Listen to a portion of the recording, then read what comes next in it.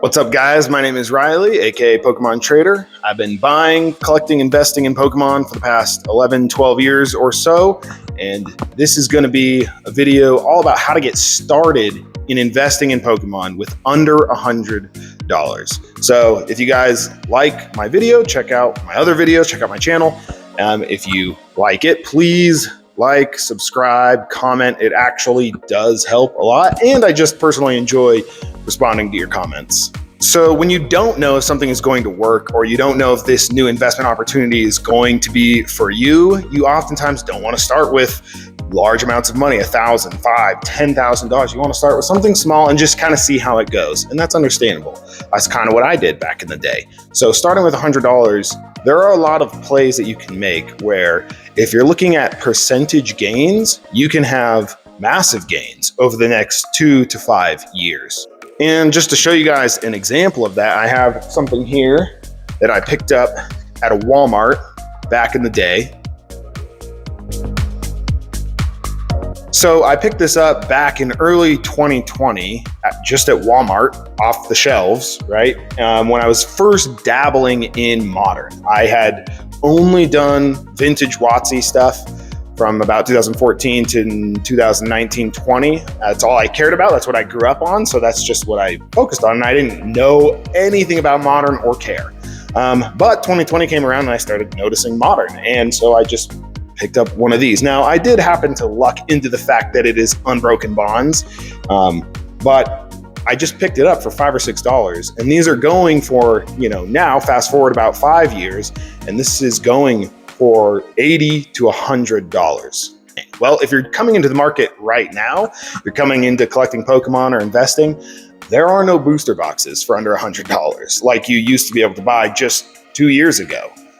So that's off the table. You can't buy any booster boxes for under $100. So you're going to have to start looking elsewhere, like that Unbroken Bonds premium check lane blister that I had. So number 5 is the Mewtwo EX box. You can even pick this up on the secondary market for only $30 to $40, which isn't too bad. If you can find it at MSRP, I think it's closer to $25 or so. But this is a great product. Again, we can't pick up any booster boxes for under $100, so we're having to look elsewhere. So what are you looking for? Well, something like this box.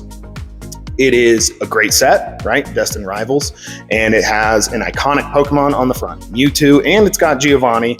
And a lot of people, just including myself, just like the red and black color palette. It just pops compared to a lot of the other white, lighter color stuff. So it's a good investment for those reasons, because people are going to want to display it.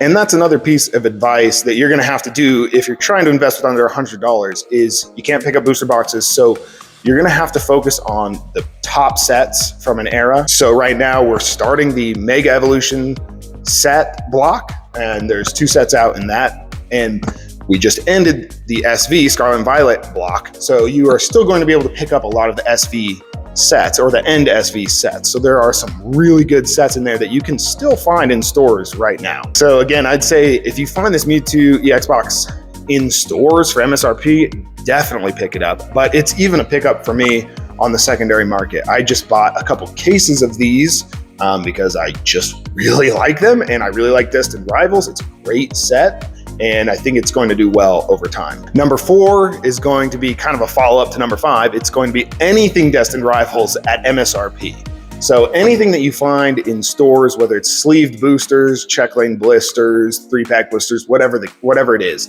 even some of the tins. Wouldn't recommend investing in the tins, but they can be a good flip sometimes. But anything that you can find Destined Rivals at MSRP is going to be great. And I would actually recommend you steer away from breaking things down into just the booster packs. That is kind of an old way of doing things that people used to do a lot of, like collectors and investors that are reselling would break things down into just the booster pack so that they could ship them easier, store them easier, it takes up less space. And all of that makes logical sense. And if you're gonna rip them and it's coming from a good source, go for it. That is what you should be ripping, is loose packs. But for investing purposes, I would stay away from it. They can be tampered with easier. I mean, they can be scanned, they can be weighed, they can be resealed. You just never know. So the more packaging you have around the booster pack, like this premium check lane blister or single pack blister, whatever they call it nowadays, it just adds an extra layer of protection for the card and for the pack, and it just looks better too if someone's trying to display it, right? So this pack now is pushing $100. A lot of people aren't going to go out and buy an Unbroken Bonds booster box. It's just too expensive. So this is something they can buy if they like the card, they like the set, and they want to display it. Number 3 is going to be another SV era set that you can still find in stores to this day, and that's going to be anything Prismatic at MSRP. And this is going to include everything from premium check lane blisters, 3-pack blisters, tech sticker collections, to even the tins. Normally, again, this is a bit of lasting investing advice, I would stay away from tins because a lot of times they're really bulky, they don't have a lot in them, and oftentimes it's just a single band of plastic wrapping it. And that's not really what sealed investors, collectors, people that want to rip are looking for, because again, that can be easily tampered with, it can be more easily replicated compared to like the booster box, as you can see here, has the Pokeball insignia on the wrapping. It's just way harder to reproduce if you're scamming. Whereas the tins like this have just that single layer of plastic and can be, again, tampered with, resealed, whatever. But if it's Prismatic, I would recommend picking it up because even the loose booster packs are great to sell. Again, I don't dabble in selling loose booster packs at all, so I would just sell the tins. But even the loose tins of Prismatic, you can pick them up for about $9.99 MSRP, and a lot of them are going for between $20 to $30.